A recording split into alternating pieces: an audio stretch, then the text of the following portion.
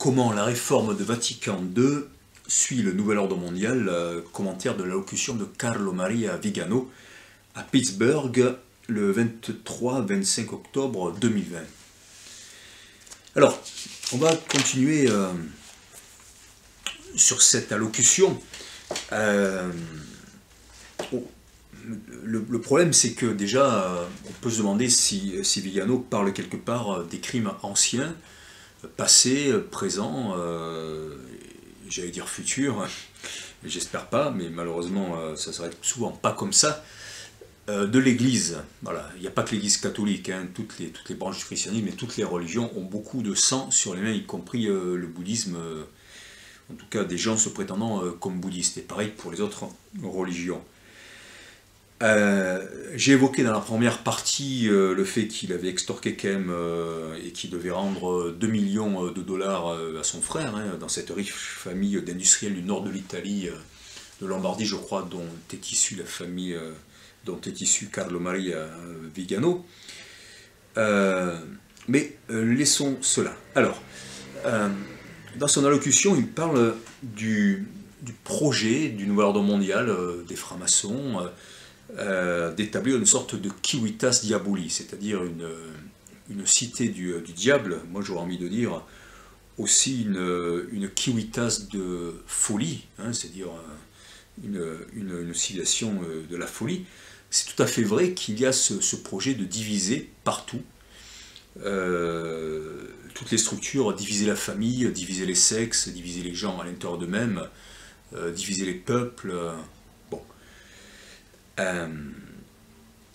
Alors qu'il ne faut pas confondre du tout, bien évidemment, avec ce qu'est venu dire le Christ, hein, quand il dit « je suis venu séparer le père du fils, le frère du frère, etc. » C'est-à-dire qu'il est venu apporter un enseignement tellement révolutionnaire que ça a pu faire exploser des familles. Et lui-même, il a dit « si celui qui ne hait pas son père et sa mère, et ne m'aime pas plus qu'eux, n'est pas digne de me suivre. » Il faut se souvenir de, c'est textuellement ce qui est marqué dans l'Évangile, c'est-à-dire il y a cette idée qu'il ne faut pas être attaché à ce qui nous empêche d'aller vers la vérité et finalement qui pourrait nous retenir et d'être plus attaché à ça. Hein. C'est pas la haine pour la haine évidemment, mais celui qui n'est pas capable de se détacher, de dire bon mais ça j'y renonce parce que je ne veux pas contribuer à l'illusion du monde.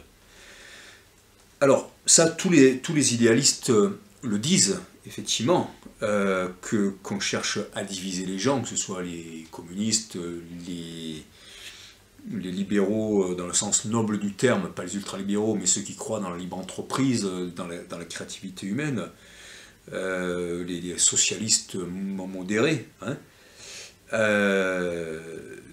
tout le monde est d'accord avec ça, sauf les rares qui en profitent, j'ai nommé les anarcho-capitalistes, hein, et ceux qui veulent mettre aucune limite à leur puissance. À l'intérieur de chaque religion, évidemment, il y a aussi les diviseurs. Et on va voir que malheureusement, si on regarde bien, Carlo Maria Vigano fait quand même œuvre de division pour moi dans son propos. Troisième point important qu'il cite, parce que c'est intéressant à certains moments cette allocution d'un point de vue théologique, c'est l'idée du catéchone. Catéchone, ça veut dire celui qui s'oppose à la manifestation du mystère de l'iniquité, nous dit Vigano. Étymologiquement, c'est aussi celui qui retient, c'est-à-dire qui en fait va retenir le moment de manifestation de l'Antichrist par le fait qu'il continue à dire la vérité, à rappeler les valeurs éternelles et qui ne laisse pas le monde aller complètement en roue libre. Et ça, c'est un concept qui est important. C'est le rôle du souverain pontife selon Carlo Maria Vigano. Ça s'oppose à ce dessein de faire exploser tout sentiment de culpabilité, tout sentiment aussi naturel d'être branché directement sur soi, la théorie du genre où on va mettre le doute en fait chez les jeunes enfants en leur demandant mais est-ce que vous êtes sûr que vous êtes bien un petit garçon ou une petite fille, alors que si on était vraiment dans la logique naturelle, on laisserait un éventuel processus eh bien, de désir de vivre autrement sa sexualité se manifester. Hein. Mais là, il y a une grosse contradiction dans le matérialisme hyper intellectuel de notre société. c'est que d'un côté nous sommes uniquement des animaux, et de l'autre côté, selon ce point de vue, eh bien, nous devons aussi aller contre tout ce qui est naturel. Donc c'est contradictoire dans les termes, et cet équilibre cosmique dans lequel on se trouve est naturel, eh bien on va aller contre lui. On voit le résultat dans la façon qu'on a de faire violence à la création. Du coup, cette idée d'avoir des valeurs traditionnelles de sobriété, de respect de la création, de respect de l'autre, de ne pas consommer le monde, de ne pas consommer l'autre pour le jeter, c'est quelque chose qui effectivement est tout à fait légitime, tout à fait bon, parce que ça permet d'être dans un monde durable, dans un monde qui reste en équilibre, contrairement à l'entropie, à la destruction qui nous amène à l'effondrement qui était annoncé bien avant le Covid. Et cette idée qu'il y a dans, en plus, et là on revient au fameux billet de $1, et à côté de la devise Novus Ordo Seclorum tiré de Virgile, cette idée Ordo ab Chaos, l'ordre qui sortira du chaos, c'est pas uniquement au commencement des siècles que le logos, la parole rationnelle, dans le sens noble du terme, a fait sortir le monde du chaos pour l'amener vers le cosmos, vers l'ordre.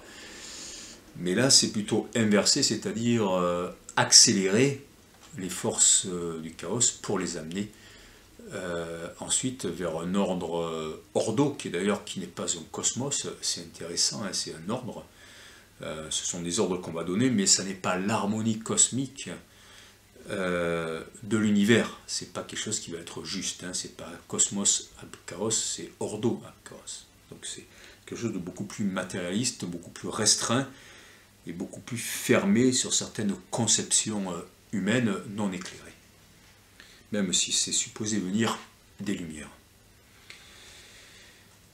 Et là, c'est intéressant aussi parce que Carlo Maria Vigano cite l'épître aux Thessaloniciens, où donc Paul, hein, c'est la deuxième épître, 2,26 je crois, 2,26, bon, où Paul dit qu'il ne faut pas trop se précipiter dans l'attente du retour du Messie, parce qu'auparavant il y aura l'Antéchrist qui doit venir,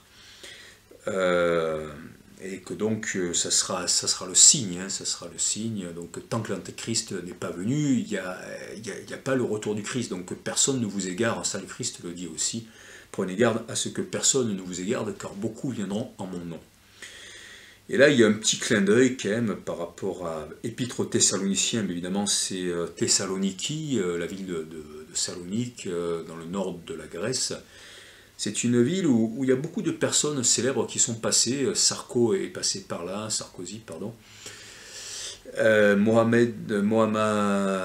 Mustafa Kemal Atatürk, je crois qu'il est passé par là, lui aussi franc-maçon. Je ne sais pas si Edgar Morin, la famille d'Edgar Morin n'est pas passée par là. Et une personne très célèbre aujourd'hui, j'ai nommé la famille du professeur Raoult. Je trouve ça un joli petit clin d'œil, la façon dont Raoult s'oppose à la déferlante de massacre des populations et de mainmise de l'industrie pharmaceutique par les gouvernements, Jailed en particulier, et bien comment il s'oppose lui aussi, il retient la destruction, il s'oppose à cette forme de nouvel ordre mondial totalitaire par le gouvernement et l'industrie pharmaceutique en soignant les gens en donnant de la chloroquine, hein. Donc Raoult, entre guillemets, souverain pontife aujourd'hui de ceux qui s'opposent à la destruction de l'humain. Et là, eh bien, on en revient quand même au pape François, parce que qu'est-ce qu'il a fait de nouveau, le pape François? J'en parlais dans la première partie. Il s'est opposé à la finance mondiale, il a parlé fortement contre la finance mondiale en disant qu'on ne pouvait pas collaborer avec ces forces d'exploitation, d'appauvrissement des peuples, d'asservissement. Et en faisant ça, eh bien, il a fait preuve de courage, parce qu'en fait, il pouvait avoir contre lui beaucoup de chrétiens qui consomment comme tous les autres, de la base jusqu'au sommet de la hiérarchie. Et puis aussi beaucoup d'autres chrétiens qui ne sont pas catholiques, les WASP par exemple, les White Anglo-Saxon Protestants, qui considèrent pour un certain nombre d'entre eux, suite à aussi à l'éthique du protestantisme, depuis la Renaissance, Calvin, Luther, que eh bien, Dieu encourage la richesse, et que si on s'enrichit, c'est que Dieu est avec nous. Donc il n'y a pas cette culpabilité par rapport à l'enrichissement. Donc il s'est opposé à la finance, et en cela il a été fidèle au Christ, en disant on ne peut aimer Dieu et Mammon, il est plus facile pour un riche de passer par le chat d'une aiguille, pardon, pour un chameau de passer par le chat d'une aiguille que pour un riche de rentrer dans le royaume des cieux, heureux les pauvres, etc. etc., etc. Donc il a fait vraiment œuvre de parole d'évangile, sans suivre les côtés les plus réactionnaires des religieux, pas uniquement catholiques. Il s'est aussi opposé à la pédophilie à l'intérieur de l'Église. Hein, il a été même beaucoup critiqué pour ça, parce qu'on dit oui, non mais il faut pas dire ce qui se passe de mal, parce que ça va faire s'effondrer l'Église, et finalement ce qu'on veut dire par là, c'est que les gens n'ont pas besoin de savoir, parce que sinon ils vont s'éloigner de l'Église, et ils vont s'éloigner du salut spirituel. Hein. Mais en attendant, tant qu'on n'arrête pas ces pratiques-là, eh bien, le personnel de l'Église qui les pratique, eh bien, eux-mêmes, si on suit la logique, vont aller en enfer. Et les dégâts que ça fait sur les pauvres enfants ou sur les jeunes, eh bien, eux aussi, ça risque de provoquer des traumatismes qui d'abord les rendent complètement malheureux, et qu'ils sont aussi peut-être passibles de reproduire selon un scénario bien connu. Donc évidemment qu'il faut en parler, et comme disait le Christ, il n'y a rien de caché qui ne sera révélé, il n'y a rien qui n'est chuchoté dans les caves, qui ne sera proclamé sur les terrasses. Donc le Christ dit aussi, eh bien, celui qui fait les œuvres qui sont bonnes, il le proclame dans la lumière, celui qui fait des œuvres qui ne sont pas bonnes, il ne veut pas qu'elles soient révélées.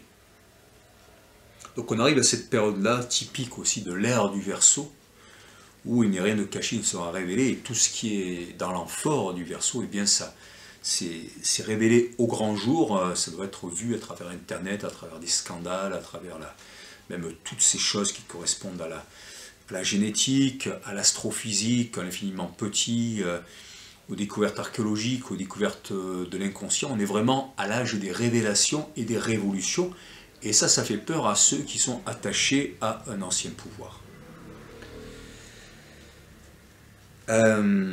Carlo Maria Vigano critique aussi fortement les politiques d'immigration. Alors effectivement, un certain nombre d'entre elles sont soutenues par Soros dans le but de submerger les nations, de créer de la division, du chaos, etc.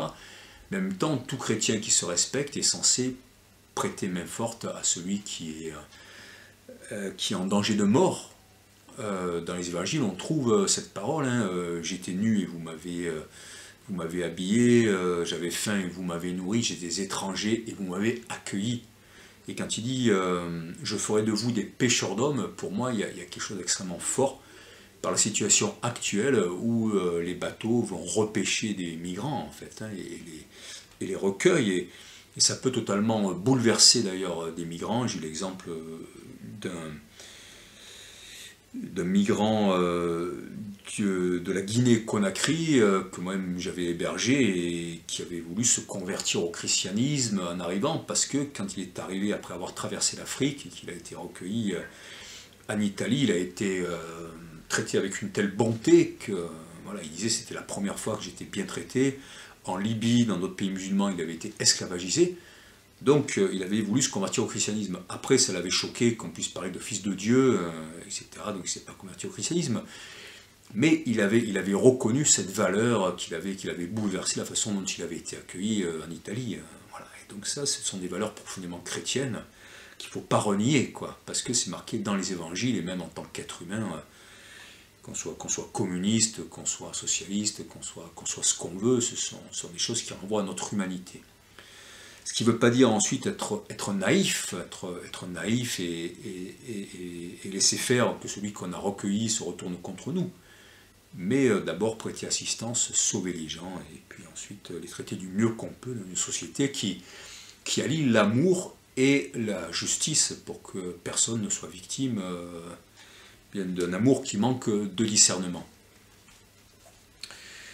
À ce propos, toujours, on a beaucoup parlé du pacte mondial des migrations, c'était décembre 2018, je crois, et moi, il y a quelque chose qui m'avait beaucoup marqué, c'est qu'il y avait 153 pays signataires de ce pacte. Or, lorsqu'il y a la parabole de la pêche miraculeuse dans l'Évangile, eh bien, les apôtres vont pêcher 153 poissons qui correspondent aux 153 nations qu'il y avait à l'époque du Christ, et qui montrent qu'ils ont ce destin d'aller finalement pêcher des hommes dans tous les peuples du monde.